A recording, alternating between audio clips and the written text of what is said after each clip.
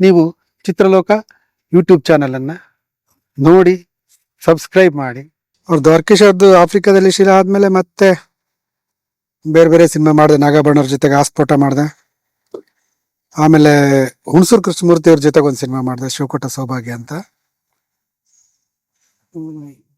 ಆದ್ಮೇಲೆ ಕೊನೆಗೆ ನಮ್ಮ ಫ್ರೆಂಡ್ ನಾರಾಯಣ ಸ್ವಾಮಿ ಅಂತಿದ್ರು, ಅವ್ರು ಒಂದು ಸಿನಿಮಾ ಮಾಡ್ಬೇಕು ಅಂತ ಪ್ಲಾನ್ ಮಾಡಿದ್ರು. ಅವರು ಮಧುಮಾಸ ಅಂತ ಒಂದು ಸಿನಿಮಾ ಎಲ್ಲ ಹೊಸಬರನ್ನ ಹಾಕಿ ಮಾಡಕ್ಕೆ ಅಂತ ಪ್ಲಾನ್ ಮಾಡಿದ್ರು. ಪ್ಲಾನ್ ಮಾಡಿ ಅವಾಗ ನನಗೆ ಮೊದಲೇ ಜೊತೆಗೆ ಕೆಲಸ ಮಾಡಿದ್ವಿ ನಾನು ನಾರಾಯಣ ಸ್ವಾಮಿ ಒಂದು ಸಿನಿಮಾಗೆ.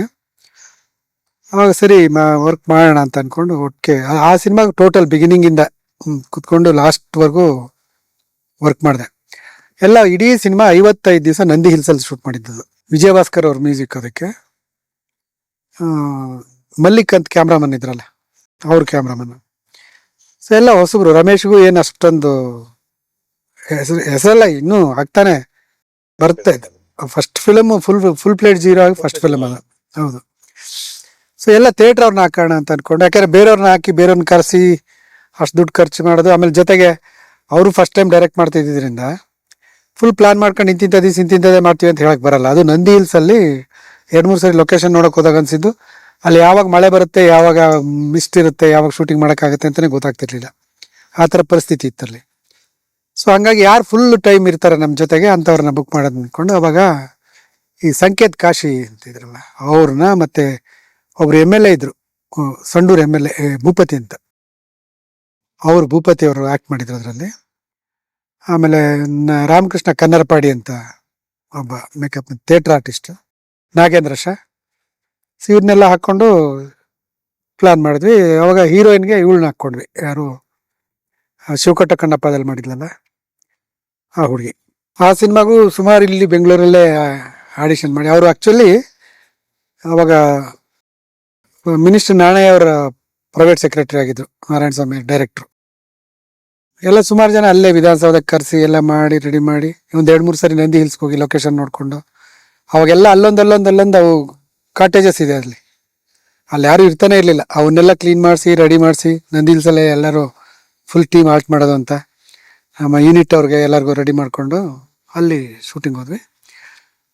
ಅದಕ್ಕೆ ಕ್ಯಾಮ್ರಾಮನ್ನು ಮಲ್ಲಿಕನ್ನ ಫಿಕ್ಸ್ ಮಾಡ್ಕೊಂಡ್ವಿ. ಮಲ್ಲಿಕ್ ಅವ್ರನ್ನ ಫಿಕ್ಸ್ ಮಾಡ್ಕೊಳ್ಳೋಕೆ ಏನಂದ್ರೆ, ಅವರು ಸುಮಾರು ಸಿನಿಮಾಗಳನ್ನ ಇವ್ರ ಜೊತೆಗೆ, ಹುಣಸೂರು ಕೃಷ್ಣಮೂರ್ತಿ ಅವ್ರ ಜೊತೆಗೆ RO ಶೂಟ್ ಮಾಡಿದ್ರು. ನಾವು RO ನೆಗೆಟಿವಲ್ಲಿ ಶೂಟ್ ಮಾಡೋಣ, ROದನ್ನ ಸ್ವಲ್ಪ ರೇಟ್ ಕಮ್ಮಿ ಆಗುತ್ತೆ ಅನ್ನೋ ಕಾರಣಕ್ಕೆ ಅಂತ ಅನ್ಕೊಂಡು ಮಾಡಿದ್ವಿ. ಮಲ್ಲಿಕ್ ಅವ್ರನ್ನ ಹಾಕ್ಕೊಂಡ್ವಿ, ಶೂಟಿಂಗ್ ಶುರು ಮಾಡಿದ್ವಿ. ಬಟ್ RO ಅವಾಗ ಯಾವ್ದು ಸ್ಪೀಡ್ ಇತ್ತು ನೆಗೆಟಿವ್ ಅಂತಂದರೆ 60 ASA ಫಿಲ್ಮ್ ಇತ್ತದು. ಈ ಫೀಸಿ ಮತ್ತು ಕೊಡೋಕ್ಕೆಲ್ಲ 100 ASA ಇದ್ದರೆ ಆಗ್ಫಾಯಲ್ಲ, ಅದು RO 60 ASA ಇತ್ತು. ಅದು ಸಿಕ್ಕಾಬಟ್ಟೆ ಲೈಟ್ ಬೇಕಾಗ್ತಿತ್ತು ಅದಕ್ಕೆ. ಬಟ್ ಒಂದು ಜನ್ರೇಟರ್ ತೊಗೊಂಡೋಗಿದ್ವಿ, ಬಟ್ ಸನ್ ಲೈಟ್ ಇಲ್ಲದೆ ಶೂಟ್ ಮಾಡೋಕೆ ಆಗ್ತಾನೆ ಇರಲಿಲ್ಲ. ಅದು 60 ASA ಫಿಲ್ಮ್ ಹೊರಗಡೆ ಇದರಲ್ಲಿ. ಸೊ ಹಾಗಾಗಿ ಅಲ್ಲಿ ನಂದಿ ಹಿಲ್ಸಲ್ಲಿ ತುಂಬ ಟೈಮ್ ಸಿಗೋದು ನಮಗೆ. ಶೂಟಿಂಗ್ ಮಾಡಿದ್ದಕ್ಕಿಂತ ಆರಾಮಾಗಿ ಟೈಮ್ ಪಾಸ್ ಮಾಡಿದ್ದೆ ದೊಡ್ಡ ಇದು ಅಲ್ಲಿ. ಅವಾಗ ಈ ಥರ ಇವಾಗಿನ ಥರ ಜನ ಬರ್ತಿರ್ಲಿಲ್ಲ ನಂದಿ ಹಿಲ್ಸಿಗೆ, ಜಾಸ್ತಿ ಕಡಿಮೆ ಇರೋರು, ಭಾನುವಾರ ಏನೋ ಬರೋರು. ಬಟ್ ನಮಗೇನು ಅಲ್ಲೇ ಇವ್ರು ಕರ್ಕೊಂಡು ಹೋಗಿದ್ವಿ, ಅಡುಗೆಯವ್ರನ್ನ ಒಂದು 3-4 ಜನ ಅಡುಗೆಯವ್ರಿಗೆ ಒಂದು ಮನೆ ಕೊಟ್ಟಿದ್ವಿ. ಅಲ್ಲಿ ಅಡುಗೆ ಮಾಡ್ಕೊಂಡು ಎಲ್ಲ ಆರಾಮಾಗಿದ್ವಿ. ಒಂಥರ ಶೂಟಿಂಗ್ ಒಂಥರ ಪಿಕ್ನಿಕ್ ಥರ 55 ದಿವಸನು. ತುಂಬ ಟೈಮ್ ಸಿಗೋದ, ಬಂಡೆ ಮೇಲೆ ಅಲ್ಲಿ ಕೂತ್ಕೊಳ್ಳೋದು, ಇಲ್ಲಿ ಕೂತ್ಕೊಳ್ಳೋದು, ಮಧ್ಯೆ ಬಂದರೆ ಶೂಟ್ ಮಾಡೋದು, ಬಿಸಿಲು ಬಂದರೆ, ಇಲ್ಲಾಂದ್ರೆ ಬಿಸಿಲಿಗೆ ಕಾಯ್ಕೊಂಡು ಕೂತ್ಕೊಳ್ಳೋದು. ಈ ಕೂತ್ಕೊಂಡಿರೋ ಟೈಮಲ್ಲಿ ರಮೇಶು ನಾವು ಯಾವಾಗಲೂ ಜೊತೆಗಿರ್ತಿದ್ವಿ. ಇನ್ಫ್ಯಾಕ್ಟ್ ರಮೇಶ್ ಮನೆಗೆ ನಾನೇ ಹೋಗಿ ಫಸ್ಟ್ ಅವ್ರನ್ನ ಫಿಕ್ಸ್ ಮಾಡ್ಬೇಕಾದ್ರೆ ಅವ್ರ ಅಡ್ರೆಸ್ ಎಲ್ಲ ತೊಗೊಂಡೋಗಿ ಮಾತಾಡ್ಕೊಂಡು ಎಲ್ಲ ನಾನೇ ಬಂದಿದ್ದು. ಬೇರೆಯವ್ರನ್ನೂ ಎಲ್ಲರನ್ನೂ ಥಿಯೇಟ್ರ್ ಅವ್ರನ್ನ ಕಾಶಿ ಗೀಶಿ ಎಲ್ಲ ನನ್ನ ಲಿಂಕಲ್ಲೇ ಮಾಡ್ಕೊಂಡೆ. ನನಗೆ ಸ್ವಲ್ಪ ಥಿಯೇಟ್ರದ್ದು ಲಿಂಕ್ ಇರ್ತಿತ್ತು ಅವಾಗ. ಮಾಡಿಕೊಂಡು ಎಲ್ಲರೂ ನಮ್ಮ ಕಡೆ ಆಲ್ಟೆ ಹೊಡಿತಾ ಕೂತ್ಕೊಂಡಿರ್ತಿದ್ವಿ. ಶಂಕರ್ರಾವ್ ಬೇರೆ ಇರೋರು, ಅವ್ರು ಜೋಕ್ ಮಾಡಿಕೊಂಡು ಎಲ್ಲ ಕೂತ್ಕೊಂಡು ಟೈಮ್ ಪಾಸ್ ಮಾಡ್ಕೊಂಡಿರ್ತಿದ್ವಿ. ನಂಗೆ ಕೂತಿದಾಗ ಇಷ್ಟೊತ್ತಲ್ಲಿ ಇದೇ ಥರ ವೆದರು, ಮೋಡ ಮುಚ್ಕೊಂಡಿದ್ದ ಬಂಡೆ ಮೇಲೆ ನಂದಿ ಹಿಲ್ಸಲ್ಲಿ ಕೂತ್ಕೊಂಡು ಮಾತಾಡ್ತಾ ರಮೇಶ್ಗೊಂದು ಸಣ್ಣದೊಂದು ಲೈನ್ ಹೇಳಿದೆ, ಒಂದು ಕತೆ ಹೇಳಿದೆ. ಹಿಂಗಿದೆ ಕತೆ, ತುಂಬ ಚೆನ್ನಾಗಿದೆ ಅಲ್ಲ ಸರ್, ಮಾಡ್ಬೋದು ಅಂತ. ರಮೇಶ್ ಮಾಡ್ಬೋದು, ಅದೇ ಯಾರು ಪ್ರೊಡ್ಯೂಸರ್ ಸಿಕ್ಕರೆ ಮಾಡ್ಬೋದು ಅಂತ ಅಂದ್ಕೊಂಡೆ ನಾನು. ಹಾಗಾಗಿ ಅದು ಅವ್ರಿಗೆ ಇಷ್ಟ ಆಯಿತು. ಆಮೇಲೆ ನಾನು ಮೂವ್ ಮಾಡಿದೆ. ಬಟ್ ಅಷ್ಟೊತ್ತಿಗೆ ನನಗೇನಾಗೋಗಿತ್ತು, ಇಂಡಸ್ಟ್ರಿಗೆ ಬಂದು 12 ವರ್ಷದ ತನಕ ಆಗೋಗಿತ್ತು, 12-13 ವರ್ಷ ಆಗೋಗಿತ್ತು. ಎಲ್ಲರ ಜೊತೆ ಕೆಲಸ ಮಾಡಿದ್ದೆ. ಪುಟ್ಟಣ್ಣವ್ರ ಜೊತೆ ಕೆಲಸ ಮಾಡಿದ್ದೆ, ಜೋಸೆಮನ್ನವರು, ನಾಗಾಭರಣ ಅವರು, ಹುಣಸೂರು ಕೃಷ್ಣಮೂರ್ತಿ, ದ್ವಾರಕೀಶ್, ನಾರಾಯಣ ಸ್ವಾಮಿ, ಅದಲ್ಲದೆ CV ರಾಜು ಅಂತಿದ್ರು, ದೇವದಾಸ್ ಅಂತ ಒಂದು ಸಿನಿಮಾ ಮಾಡಿದ್ರು, ಅವ್ರ ಜೊತೆ ಕೆಲಸ ಮಾಡಿದ್ದೆ. ತುಂಬ ಜನ ಎಲ್ಲ ಕೆಲಸ ಮಾಡಿದೆ, ಎಲ್ಲ ಆಯಿತು. ಬಿಗಿನಿಂಗಲ್ಲೆಲ್ಲ ಅವಕಾಶಗಳು ಬಂತು ನನಗೆ. ಆ್ಯಕ್ಚುಲಿ ಬಿಗಿನಿಂಗ್ ಅಂದರೆ ನಾನು ರಂಗನಾಯಕಿ ಮಾಡ್ಬೇಕಾದ್ರೆ ನನಗೆ ಅವಕಾಶ ಬಂತು. ಸಿನಿಮಾ ಡೈರೆಕ್ಟ್ ಮಾಡಿ ಅಂತ. ರಂಗನಾಯಕಿ ಮಾಡ್ಬೇಕಾದ್ರೆ ಕಂಠೀರವ ಸ್ಟುಡಿಯೋದಲ್ಲಿ ಶೂಟ್ ಮಾಡ್ಬೇಕಾದ್ರೆ ಕಮರ್ಷಿಯಲ್ ಸ್ಟ್ರೀಟಲ್ಲಿ ಅದು ಲಾಡ್ಜ್ ಎಲ್ಲ ಇಟ್ಕೊಂಡಿದ್ರು. ಆಮೇಲೆ ಅವ್ರು ಒಂದು 2-3 ಸಿನಿಮಾ ಮಾಡಿದ್ರು, ನಾರ್ತ್ ಇಂಡಿಯನ್ಸ್ ಅವರು, ಮಾರ್ವಾಡೀಸ್. ಅವರು ಮಧ್ಯಾಹ್ನ ಲಂಚ್ ಟೈಮಲ್ಲಿ ಬಂದು ನನ್ನ ಹತ್ರ ಸುಮಾರು ಹೊತ್ತು ಮಾತಾಡಿದ್ರು, ನೀವು ಸಿನಿಮಾ ಮಾಡಿ, ನಾವೇನು ಕತೆ ಗೀತೆ ಕೇಳಲ್ಲ, ನಮ್ಗೆ ಗೊತ್ತಿಲ್ಲ, ನೀವು ಪುಟ್ಟಣ್ಣವ್ರ ಜೊತೆಗಿದ್ದೀರಾ, ಪುಟ್ಟಣ್ಣವ್ರ ಜೊತೆಗಿದ್ರೆ ಪುಟ್ಟಣ್ಣವ್ರ ಒಳ್ಳೆ ಸಿನಿಮಾ ಮಾಡ್ತೀರಾ ಮಾಡಿ ಅಂತೇಳಿ ಹೇಳಿದ್ರು. ಬಟ್ ನನಗೆ ನಾನು ಸಿನಿಮಾ ಇಂಡಸ್ಟ್ರಿಗೆ ಬರೋಕ್ಕೆ ಮುಂಚೆ ನಾನು ಪುಟ್ಟಣ್ಣವ್ರ ಜೊತೆ ಒಂದು 3 ತಿಂಗಳು 2 ತಿಂಗಳು ಕೆಲಸ ಮಾಡಿದ್ರೆ ಸಾಕು, ನಾನು ದೊಡ್ಡ ಡೈರೆಕ್ಟರ್ ಆಗ್ಬಿಡ್ತೀನಿ, ನನಗೆ ಅಷ್ಟು ನಾಲೆಡ್ಜ್ ಇದೆ ಅಂತ ಬಂದವನು. ಅವ್ರ ಜೊತೆ ಕೆಲಸ ಮಾಡ್ತಾ ಮಾಡ್ತಾ ಮಾಡ್ತಾ ಮಾಡ್ತಾ ಸಿನಿಮಾದಲ್ಲಿ ನಾನು ಇನ್ನೂ ಕಲಿಯೋದು ತುಂಬ ಇದೆ ಅಂತ ನಂಗೆ ಅನ್ಸ್ಬಿಟ್ಟಿತ್ತು.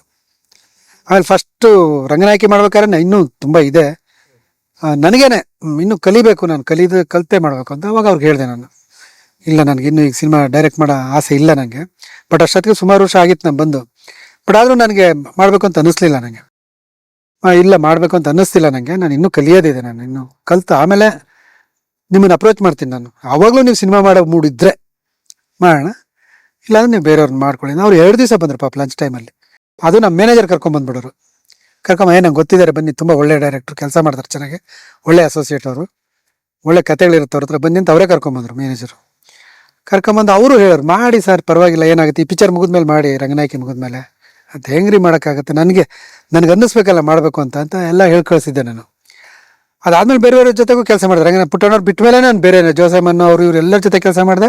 ನನಗೊಂಥರ ಕಾನ್ಫಿಡೆನ್ಸ್ ಬಂತು, ಸಿನಿಮಾ ಮಾಡ್ಬೋದು ನಂಗೆ ಅಂತ ಬಂತು. ಬಟ್ ಅವಾಗ ಅವಕಾಶಗಳೇ ಬರಲಿಲ್ಲ, ನನಗೆ ಅವಕಾಶನೇ ಬರಲಿಲ್ಲ. ಬಂದು ಆಯಿತು, ನನ್ನ ಜೊತೆಗೆ ನಾನು ಬಂದು ಸೇರಿಸ್ಕೊಂಡಿದ್ದು. ನಂಜುಂಡ ಒಂದು ಸಿನಿಮಾ ಅನೌನ್ಸ್ ಮಾಡ್ದೆ, ಆಮೇಲೆ ಅವನೇನು ಸೂಸೈಡ್ ಮಾಡ್ಕೊಂಡ. ಚಂದ್ರ ಸಿನಿಮಾ ಡೈರೆಕ್ಟ್ ಮಾಡ್ದೆ.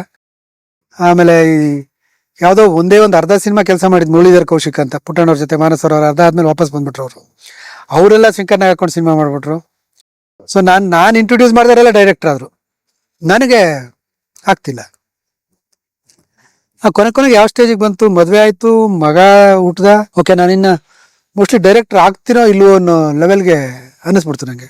ಬೇರೆಯವರೆಲ್ಲ ಡೈರೆಕ್ಟರ್ ಆಗ್ತಿದ್ದಾರೆ, ಎಲ್ಲರೂ ಡೈರೆಕ್ಟರ್ ಆಗ್ತಿದ್ದಾರೆ, ನನಗೆ ಅವಕಾಶ ಬರ್ತಿಲ್ಲ. ಬಂದಾಗ ನಾನು ಅವಾಗ ಮಾಡಲಿಲ್ಲ. ಬಟ್ ಅವಾಗ ಮಾಡೋ ಸ್ಥಿತಿಲಿ ಇರಲಿಲ್ಲ ನಾನು. ಅಂಥ ಟೈಮಲ್ಲಿ ಮಧುಮಾಸನೂ ಹಂಗೆ ಕೆಲಸ ಮಾಡ್ತಾ ಇದ್ದೀನಿ. ಇನ್ನೇನು ಮೋಸ್ಟ್ಲಿ ನಮಗೆ ಬರುತ್ತೋ ಇಲ್ಲೋ ಗೊತ್ತಿಲ್ಲ, ಲೈಫೇ ಅಸೋಸಿಯೇಟ್ ಆಗಿಬಿಡುತ್ತೋ ಏನೋ ಅನ್ಕೊಂಡು. ಬಟ್ ಚೆನ್ನಾಗಿ ಕೆಲಸ ಮಾಡ್ತಿದ್ದೆ ನಾನು, ಯಾವಾಗಲೂ ಅಷ್ಟೇ, ಇವಾಗಲೂ ಅಷ್ಟೇ, ಯಾವಾಗಲೂ ಅಷ್ಟೇ. ಸಿನಿಮಾ ಅಂತಲ್ಲ, ಯಾವುದೇ ಕೆಲಸ ನಾನು ಒಪ್ಕೊಳ್ಳಲ್ಲ. ನಾನು ಒಪ್ಕೊಂಡ್ರೆ ಪರ್ಫೆಕ್ಟಾಗಿ ನಾನು ಬೇರೆಯವ್ರಿಗೆ ತೊಂದರೆ ಆಗದೆ ಇರೋ ಥರ ನಾನು ನಡ್ಕೋತೀನಿ ನಾನು.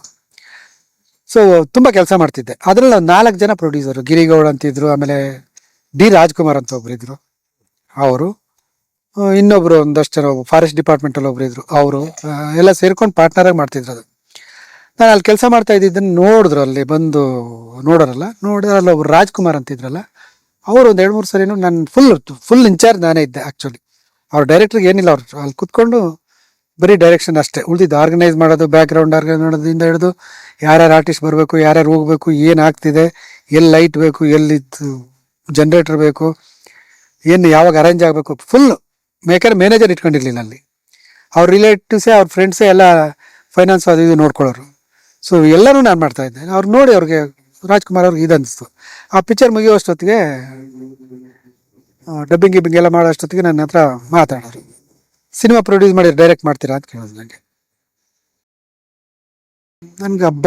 ಕೊನೆಗೆ ಯಾರೋ ಒಬ್ರು ಕೇಳ್ತಿದಾರಲ್ಲ ಅಂತ ಅನ್ನಿಸ್ತು ಒಂದು ಕಡೆಗೆ. ಅದು ಇನ್ನೊಂದು ಕಡೆಗೆ ಅವರು, ನಾನು ಯಾರ ಜೊತೆ ಕೆಲಸ ಮಾಡ್ತಿದ್ದು, ನಾರಾಯಣ ಸ್ವಾಮಿ ನನ್ನ ಫ್ರೆಂಡ್ ಅವ್ರು ಆ್ಯಕ್ಚುಲಿ, ಅವ್ರ ಜೊತೆ ನಾನು ಅಸೋಸಿಯೇಟ್ ಆಗಿ ಮಾಡಿದ್ದು, ಅವ್ರ ಪಾರ್ಟ್ನರ್ ಅವರು. ಅವ್ರ ಜೊತೆಗೆ ನಾನು ಸಿನಿಮಾ ಮಾಡೋದು ಸರಿನಾ ಅಲ್ವಾ, ಯಾಕಂದರೆ ಅವ್ರಿಗಿಂತ ಪರಿಚಯ ಆಗಿದ್ದಾರೆ ನನಗೆ. ನಾನು ಇವ್ರನ್ನ ಇಟ್ಕೊಂಡು ಸಿನಿಮಾ ಮಾಡೋಕ್ಕೆ ಹೋದರೆ ಅದೊಂಥರ ಬೇರೆ ಥರದ್ದಾಗತ್ತಲ್ಲ ಅಂತ ಒಂದು ತುಂಬ ಡೈಲಮ ಇತ್ತು ನನಗೆ ಒಳಗೆ.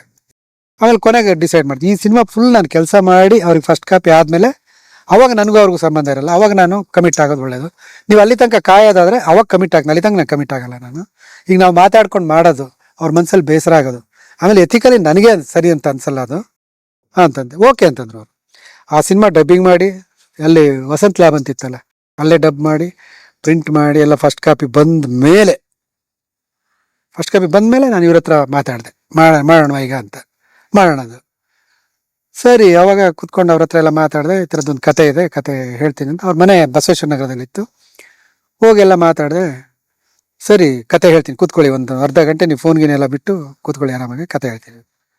ಕತೆ ಗೀತೆ ಎಲ್ಲ ನಮ್ಗೇನು ಅರ್ಥ ಆಗಲ್ಲ, ನೀವು ಚೆನ್ನಾಗಿ ಕೆಲಸ ಮಾಡ್ತೀರಾ, ನೀವು ಸಿನಿಮಾ ಮಾಡಿ, ಒಂದು ಬಡ್ಜೆಟ್ ಎಷ್ಟಾಗುತ್ತೆ ಅಂತೇಳಿ ಅಷ್ಟು ದುಡ್ಡು ನಾನು ಹಂಗೆ ಅರೇಂಜ್ ಮಾಡ್ತೀನಿ, ಸಿನಿಮಾ ಮಾಡಿ, ನಾನು ಕತೆ ಗೀತೆ ಎಲ್ಲ ಹೇಳೋದು ಬೇಡ ಅಂತಂದ್ರು.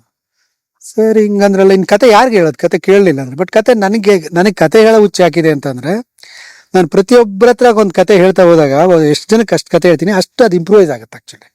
ಹೇಳ್ತಾ ಹೇಳ್ತಾ ನಮಗೆ ಗೊತ್ತಿಲ್ಲ ಅದು ಇಂಪ್ರೂವೈಸ್ ಆಗ್ತಾ ಇರುತ್ತೆ, ಅದ್ರಲ್ಲಿ ಒಳ್ಳೊಳ್ಳೆ ಪಾಯಿಂಟ್ ಸಿಗ್ತಾ ಹೋಗುತ್ತೆ. ಹಂಗಾಗಿ ನಾನು ಕತೆ ಹೇಳ್ತೀನಿ ಜಾಸ್ತಿ. ಸರಿ ಅಂದ್ಕೊಂಡು ಇದು ಮಾಡಿದೆ. ಸರಿ ಯಾರನ್ನ ಇಟ್ಕೊಳ್ಳೋದು ಅಸೋಸಿಯೇಟು ಸಿನಿಮಾ, ಅಲ್ಲಿ ನಾಗೇಂದ್ರ ಶಾ ಪಾರ್ಟ್ ಮಾಡೋಕ್ಕೆ ಬಂದಿದ್ರು ಆ ಸಿನಿಮಾಗೆ, ಮಧುಮಾಸಗೆ. ಆತ ಚೆನ್ನಾಗಿ ಥಿಯೇಟ್ರಿಂದ ಬಂದಿರೋರಲ್ವ, ಎಲ್ಲ ಕೆಲಸ ಮಾಡ್ತಾರೆ, ಆತನ ಇಟ್ಕೊಂಡೆ. ಆಮೇಲೆ ನೀರ್ನಳ್ಳಿ ರಾಜು ಅಂತಿದ್ರು, ರಾಮಕೃಷ್ಣ ಅವ್ರ ಕಸಿನ್ ಬ್ರದರ್, ಆತನ ಪರಿಚಯ ಇದ್ದ, ಅವ್ರನ್ನ ಇಟ್ಕೊಂಡು.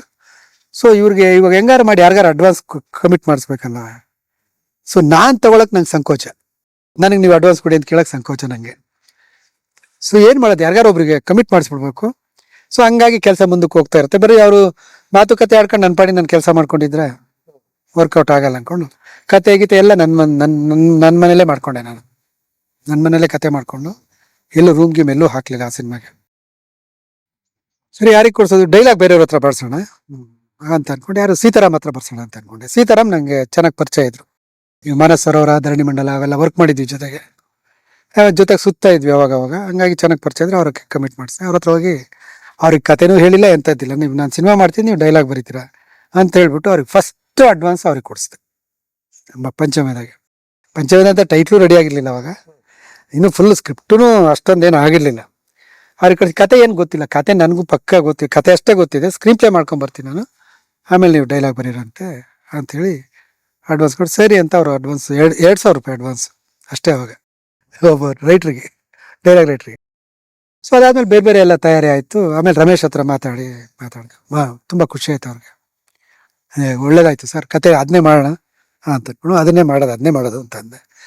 ಎಲ್ಲ ಮಾತಾಡ್ತು, ಬೇರೆ ಬೇರೆಯವರೆಲ್ಲ ಇದು ಮಾಡ್ಕೊಂಡು ಮಾಡೋಣ. ರಮೇಶ್ ಅವ್ರಿಗೆ ಅವಾಗ ರೆಮ್ಯುನರೇಷನ್ ಮೋಸ್ಟ್ಲಿ 40,000 ಕೊಟ್ವಿ ಅಂತ ಅನ್ಸುತ್ತೆ ಅವ್ರಿಗೆ.